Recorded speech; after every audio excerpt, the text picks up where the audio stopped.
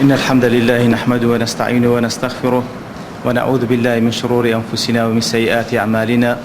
من يهده الله فلا مضل له ومن يضلل فلا هادي له أشهد أن لا إله إلا الله وحده لا شريك له وأشهد أن محمدا عبده ورسوله صلوات الله وسلامه عليه وعلى آله وصحبه ومن دعا بدعوته واهتدى بهديه إلى يوم الدين. يا أيها الذين آمنوا اتقوا الله حق تقاته ولا تموتن إلا وأنتم مسلمون. يا أيها الناس اتقوا ربكم الذي خلقكم من نفس واحدة وخلق منها زوجها وبث منهما رجالا كثيرا ونساء واتقوا الله الذي تساءلون به والأرحام إن الله كان عليكم رقيبا. يا أيها الذين آمنوا اتقوا الله وقولوا قولا سديدا يصلح لكم أعمالكم ويغفر لكم ذنوبكم ومن يطع الله ورسوله فقد فاز فوزا عظيما. برزان خوشحان الله واني بشتنو لا زنجيرة وانا كاين تسكب خدمتنا بقمو بس رزامندي خواهي قولي وهيوادان اوي السودي لور ان شاء الله لا تنواني شراب الدباس من لوكر كوادين سر بابتي سونيتي ورقرتني درمان كان كبريتين لعبادات كناوما لنا جرعات الدواء فيش ورقرتني او درمانانش قلت ما بازده خال هي وكو آموشگاري زانايان وكو آموشگاري خواناسان كتشبيه ما كربوي وكو پازده كبسولي مقومات وري دقرين لپيش اوي كوابين درمان كان وربقرين لو خالانه 11 خال من باسكر او ركا ان شاء الله او سي خالي كما باذن خواي قولي باسي دكين خالي 12 السر الدفين واتاوني هيني الشاراوية ما بس ليرة دا اوي كوا هر يقل ايما هول بدين هر يقل ايما هول بدين حتى بكري عبادتك من هبيتن كوا لنيوان خو ما نخواي قولي وبيتن هیچ کەسێک نەیزانیتن تەنانەت نزیکترین کەسیش لێمانەوە مەگەر خوای گەورە نەبی سوبحانه وتعالى تاوەکو زیاتر مایەی ئیخلاسی لێبێتە جێ تاوەکو زیاتر ببێتە مایەی ڕازیبوونی خوای گەورە سوبحانه وتعالى هەر وەکو ئەوەش ئامۆژگاری پێغەمبەر صلی الله عليه وسلم لەو فەرمودەیەکەوە لە صحیح جامعدا هاتیە پێغەمبەر صلی الله عليه من استطاع منكم أن يكون له خبء من عمل صالح فليفعل هەرێک لە ئێوە ئەگەر دەتوانی کردوەیەکی چاچی شاراوەی هەبی بابیکە کەواتە هەتا بکرێ کردوەیەکی شاراوەمان هەبیتن لە نێوان خۆمان و خوای گەورە سوبحانه وتعالى و تەماشاش دەکەین لە زۆر جێگایان ئەنواعی ئیشاراتی پێکرایەکەوە بەڕاستی ئەو عیبادەتەی کەوە بەنهێنی ئەنجامی دەی ئەوە دیارە لای خوای گەورە سوبحانه وتعالى اعتبارێکی زۆر لێ دادەندرێت لەبەرەوەی بەڕاستی ئەوەی کەوە بەنهێنی ئەنجامی دەی زیاتر نیشانەی ئیخلاسی لێ بەدی دەکرێت لبون مولا لو فرمودك على صحيح بخاري ده حتى بيان صوصن باز لحفت تاقمة كزدك أو حفت تاقمة كوا بيان صوصن ده فرميتن للروج قيامة ده خوايق ولا جير سيبريك رايان ده قريتن كوا هيش سيبريك نتنها أو سيبر نبي كوا خوايق سبحانه وتعالى للروج قيامة ده خلقي دكاتن ده فرمي دو لو صنفانة دو لو جور كسانة أوانا يتشان ورجل تصدق كسيك كوا لبيناي خوايق بخشيتي أخفى بلام بخشينكي شارديتوا بشيويك حتى لا تعلم شماله ما تنفق يمينه كبد استراز دبخشي وكأنما هندب شاراوي دبخشي دستتسبي حستي بيناك كاتك ودستراز دبخشي وهلها ورجل ذكر الله خاليا ففاضت عيناه وهلها تاقميتشي ديكا أو كسانا كوا بياويك ياخذ هر مسلمانك ذكر الله خاليا واتا بتنها لزيقايق بو يادي خواي قوري كر ففاضت عينا واتا فرميسك لتساوكاني لترسي خواي قورا هات خوار وهروها لسورة الأعراف خواي قورا سبحانه وتعالى كاتك وباز لدعاء ذا فرمي ادعوا ربكم تضرعا وخفية واتا لخواي قورا بفارين ودعاء بكن تضرعا بتضرع وهروها بخفية واتا بشاراوية بشاراوية وكواتا بخو زليل كردن لبو خواي قورا بإخلاصه أو جا زليلش بنوين لبو أو جا بشاراويش لبو خواي قورا سبحانه وتعالى دعاء كام كان توقع عقبي كري عامر خواي رحمة خوالي بدأ فرمي دعوة في السر أو كسيكوا دعاء دكات بنهيني أفضل من 70 في العلانية باشتر وايا أو دعوة أو بارانوي لخواي كبنهيني ديكا باشتر لحفتا بارانوا كوا بأشكرا كسيك ديكاتن وإذا عمل العبد في العلانية عملا حسنا وكاتش كوا بنديك بأشكرا كردوشي تساغدك وعمل في السر مثله ولا نهينيكي خوشي أين أو كارساكي أنزام دكا وبأشكرا بيستاوي خلشي أنزامي دا قال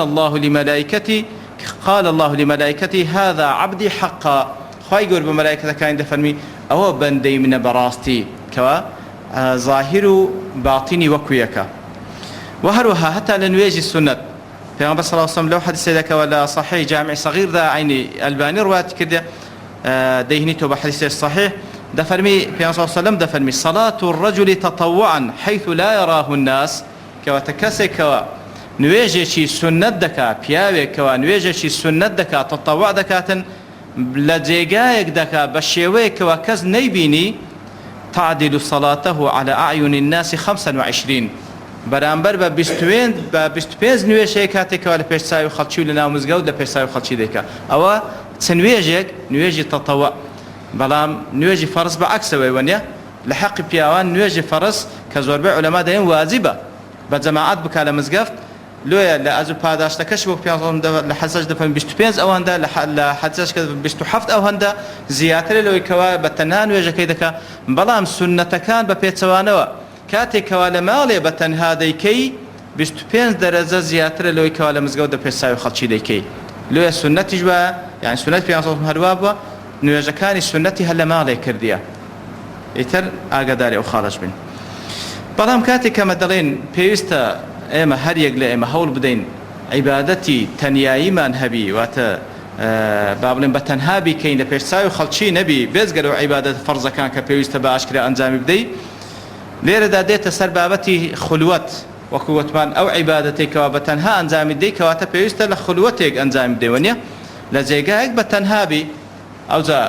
لە شەوێکی تاریکە کە کەس ئاگای لێت نییە کاتێکەوە شەو نوێژ دەکەی و خود هەر عیبادەتێکی دیکەیە کەوا لە خولوەتدا دەیکەی بەڵام وەکو زانان دەفەرمون والخولوەت سلاح ذو حدين يعني بەڕاستی پێویستە ئاگادار بین خولوەت بە تەنیایی سلاح ذو حدين يعني ئەگەر بتوانی ئیسفادەی لێ بکەی ئەوە ئیسفادەشی زۆر چاشی لێ دەکەی بەڵام ئەگەر نەتوانی ئیسفادەی لێ بکەی بە پێچەوانەوە زۆر بەزەرە لەسەر تەواو دەبی زانمونەیەک دەینەوە دەڵێن وەکو ئەوەی کەوە ماسیەکی زۆر بەهێز بکەوتە ناو تۆڕی ڕاوکەرێکی زۆر لاواز تەسەوری چی لێ دەکەی ئەو ماسیە بەهێزە تەسەور دەکرێت نەوەک هەر بەخۆی بڕوات تۆڕەکەش لەگەڵ خۆی ببات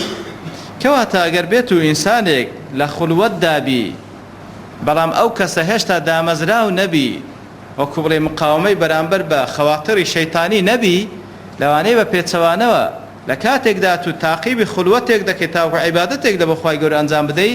لەو خولوەتەدا ئەو جارە شەیتان دێ ئاگات لە خۆ نەبی خەواتری خراپت لۆ دەین کە گوناهێک ئەنجام بدەیت کەس ناتبینی کەواتە لۆیە دەڵێن سلاح ذو حدینە ئەگەر ئاگات لە خۆ نەبی ئەوە بە زەرەری تووتەوە دەبیتن وەکو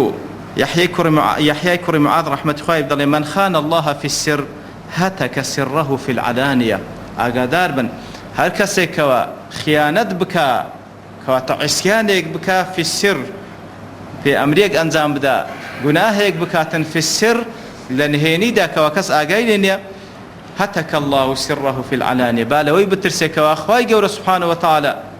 أو پردي خوي لسر لا بدات لكاتي لنا وخلشي دا فصحي بكا خاصة تمامك يا ربي زوكو شاعر ذلك يا كاتم السر ومخفي أين من الله تواري أي أو كسيكوا أو سر خرافيك هيتد أو قناهيك هيتد دي شارية ولا بيستاوي خلشي بلام أين من الله تواري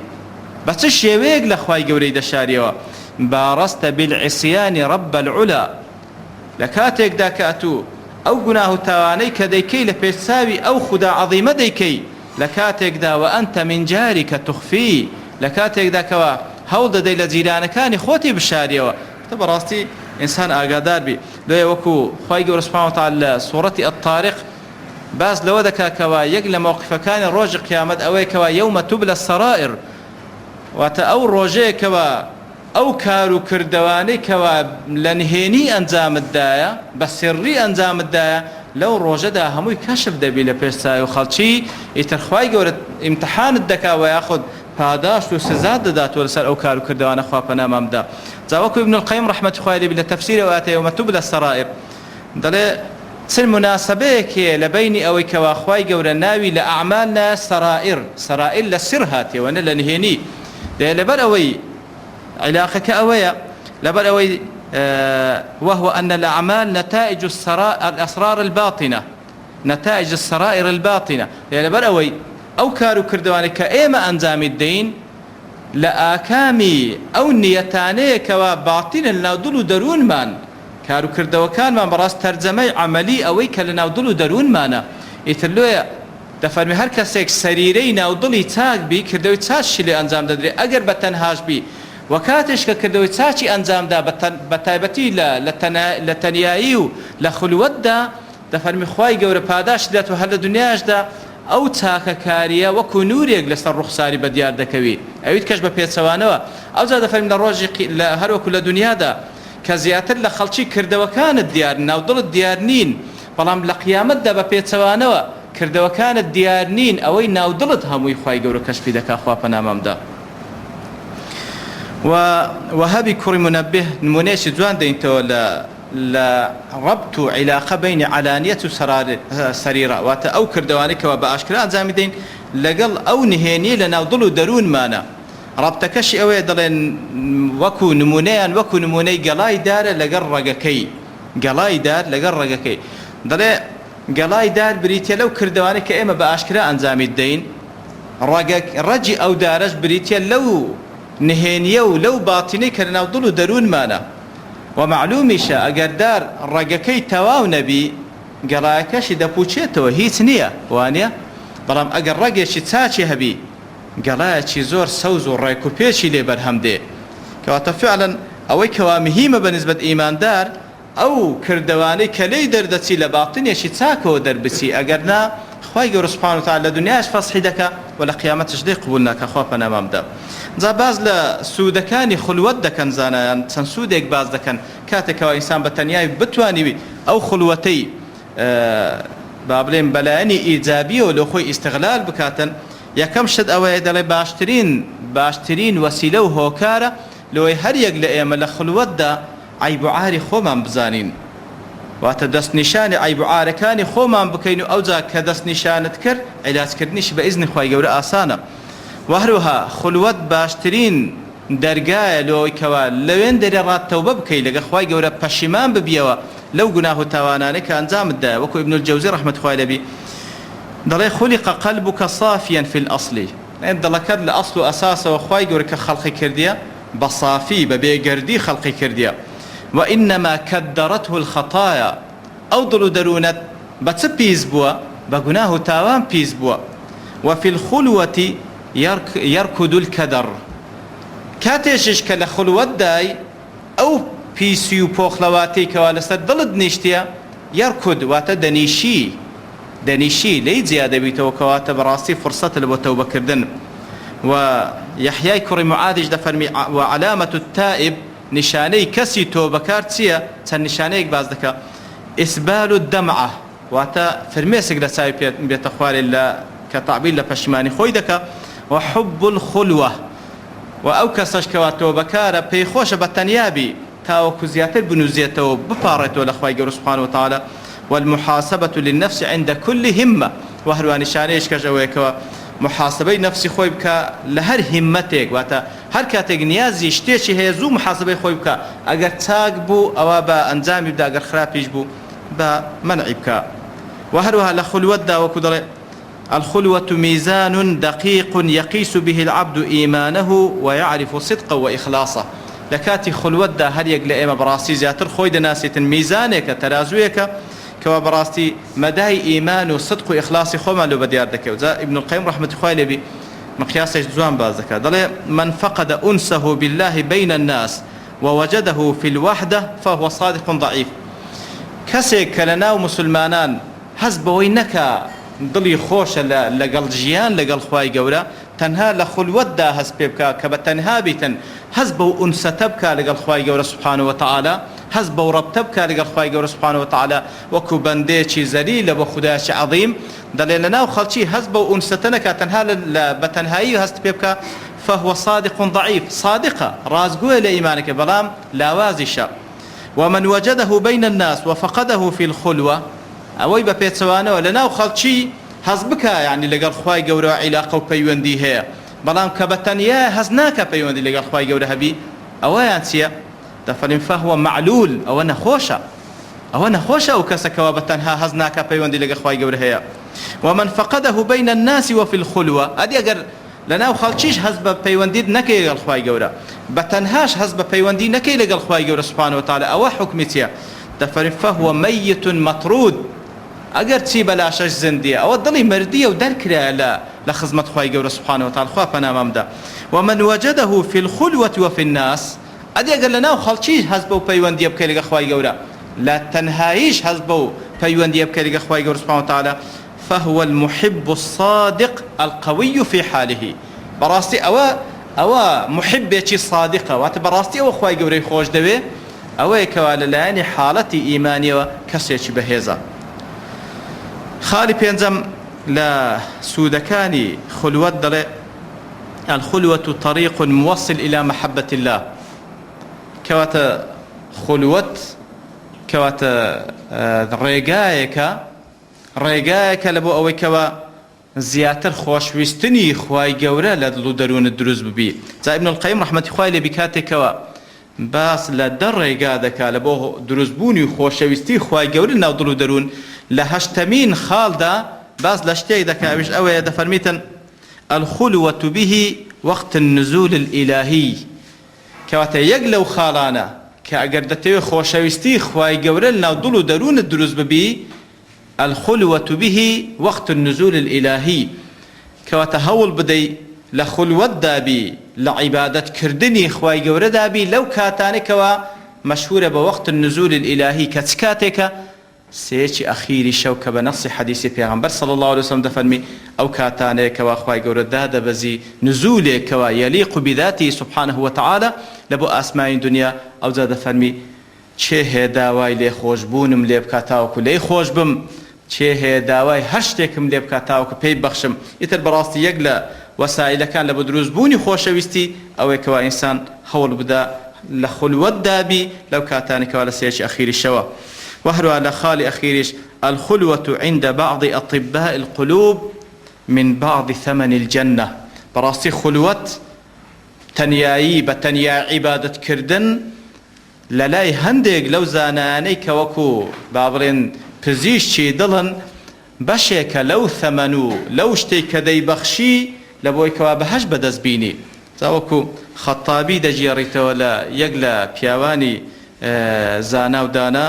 دەفەرمی إنما يستوحش الإنسان بالوحدة عفوا کاتێک لە یحیای کوڕی معاد دەفەرمون ڕۆژەشیان دەفەرمون عیبادەت چییە عیبادەتکردن چییە بە چ شێوەیەکە دەفەرمی حرفة حانوتها الخلوة عیبادەتکردن پیشەیەکە لە چ حانوت و دوکانێک بەدەست دەکەوی لە خولوەتدا بەدەستت دەکەوی وربحها الجنة قازانجەکەشی لەو دوکانێکەوە دەچی ئەو شتەی بەدەست بین کە خولوەتە لە خولوەتدا کە دەچی عیبادەت بکەی ئەویش ڕبح و قازانجەکەی بریتێ لە بەهەشت خوای گەورە پێمان بەخشی چاوەکو ئەو قەولەی دیکە کە ئینشاءڵڵا باسی دەکەن کەوا ئیمامی خەتابی نەقلی کردیە دەفەرمی دەربارەی کەسانێکە کەوا لەوانەیە لە خولوەتدا بێزاری دەرببڕی و یاخود لە خولوەتدا تووشی مەلەل ببی کەسانێک چێنە تووشی مەلەل دەبن لە خولوەتدا خەتابی دەجێڕتەوە لە یەک لە پیاوانی زانا و دانا دەڵێ إنما يستوحش الإنسان بالوحدة لخلاء ذاته وعدم الأفضلية من نفسه دەڵێ ئەو کەسانەنە کەوا هەز بە بێزاربوون دەکەن لە کاتێکدا کە لە خولوەتدان لە خزمەت خوای گەورە بەتەنیان دەڵێ ئەو کەسانەنە کەوا بخۆیان هیچیان پێ نەبی لخلاء ذاته بەخۆی هیچی پێ نەبی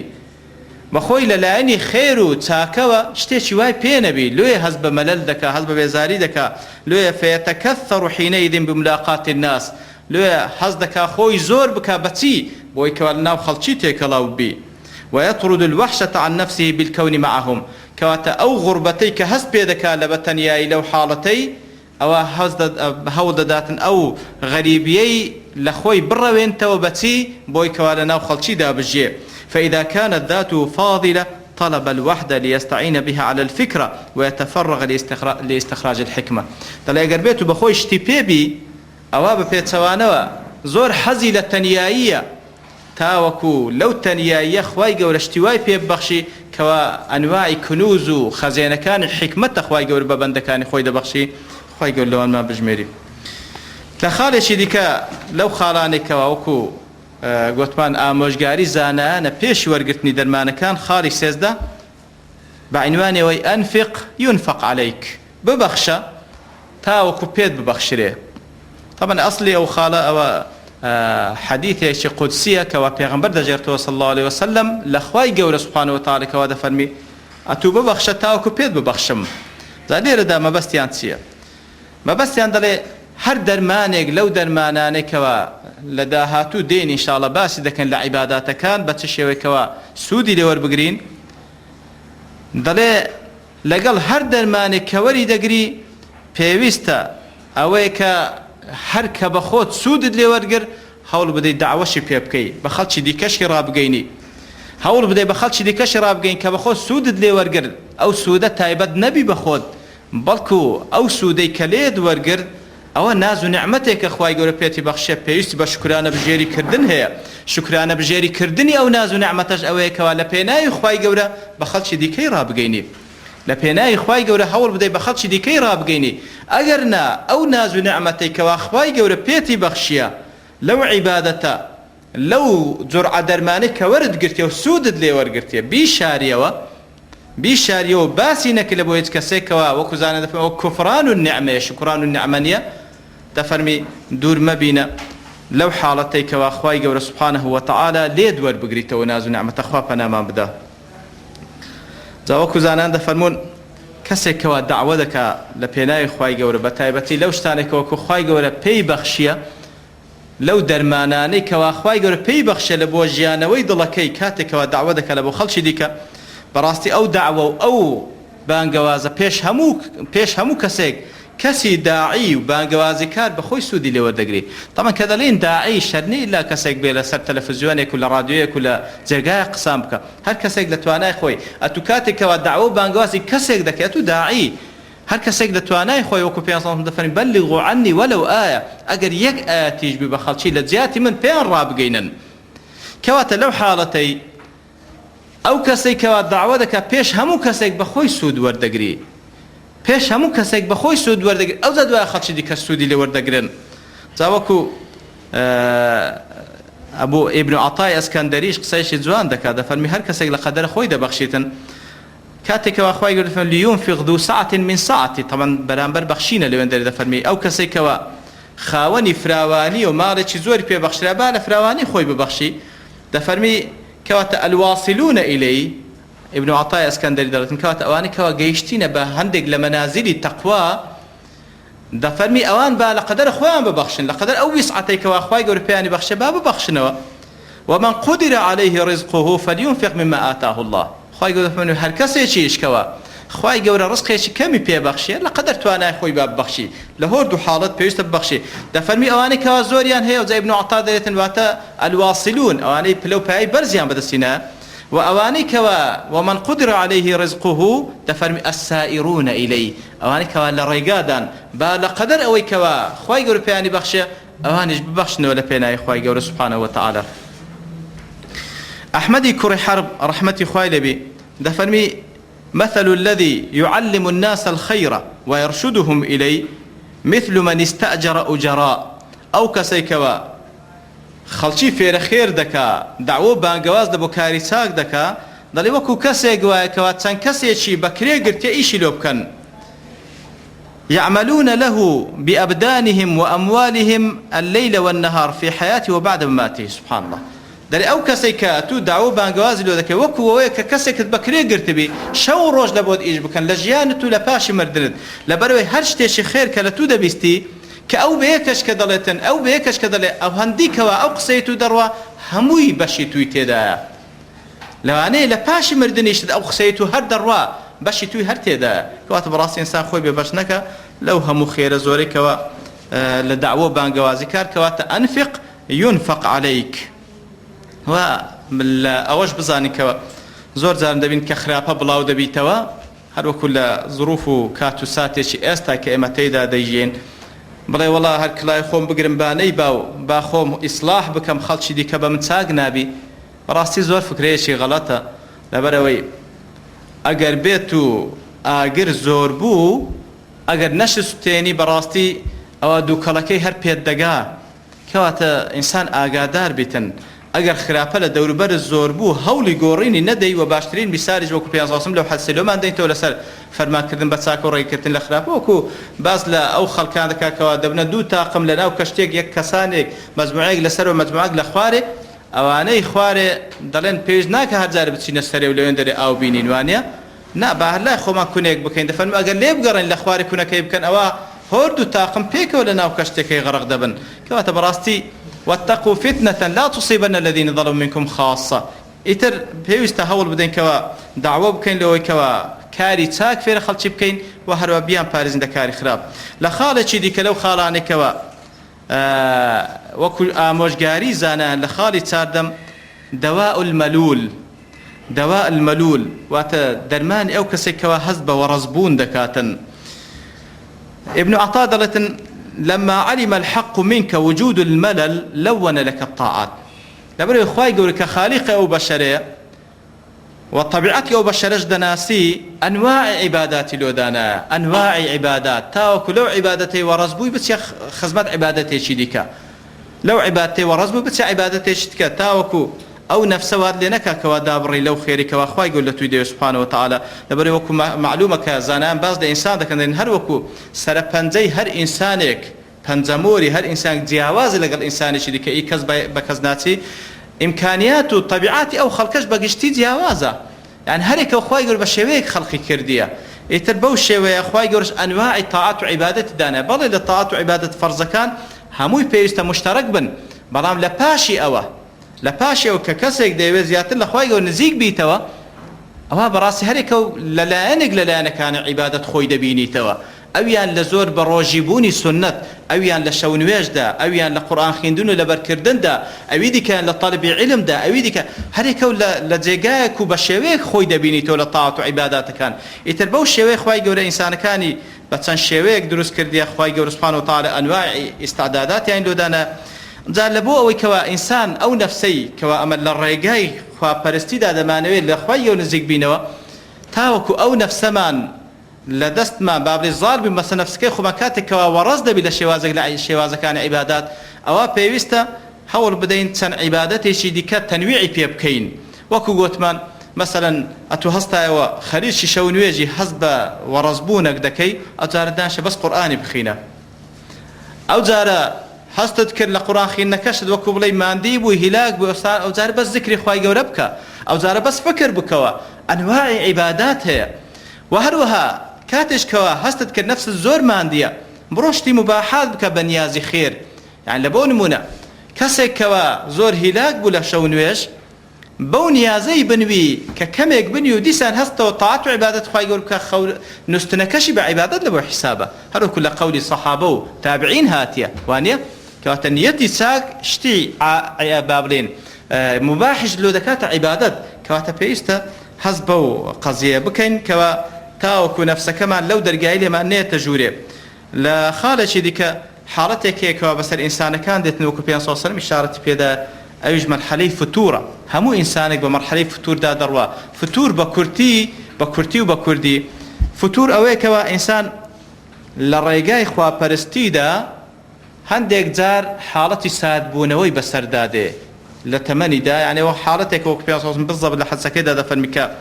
إمام الترمذي روايتي كده حديثكش الباني دفرم حديثش حسنة دفرم إن لكل شيء شرة كاتلبو همو كارو كردويك شريك شرتيا شروات نشاطك همو كاري كديكي تماشادك اللي بدأت نشاطي شي زور هي بتالي شي زور أنزام الدي بلام باشان ولكل شرة فترة بلام لبو همو نشاطك ساردبونوي شيش هيا ساردبونوي شيء عند مشادك تو لسرتادا بە نەشاتێکی زۆرەوە دەچی عیبادەت دەکەی بەڵام هەست دەکەی مەرحەلەیەکت بە سەردادەی سارد بوویەوە ئەوجا پێغەمبەر دەفەرمی فإن كان صاحبها سدد وقارب فأرجوه ئەگەر بێت و خاوەنەکەی لە نەشاتەکەی وە لە ساردبوونەوەکەشی سددەوە قارەبە بزەبدە مام ناوەندی بوو نە لە کاتی نەشاتدا هەندە خۆی هیلا کرد وەختە بپسێ نە لە کاتی ساربوونەوەکەشی وای لێ هات وازی لە فەرزەکانیش هینا کەواتە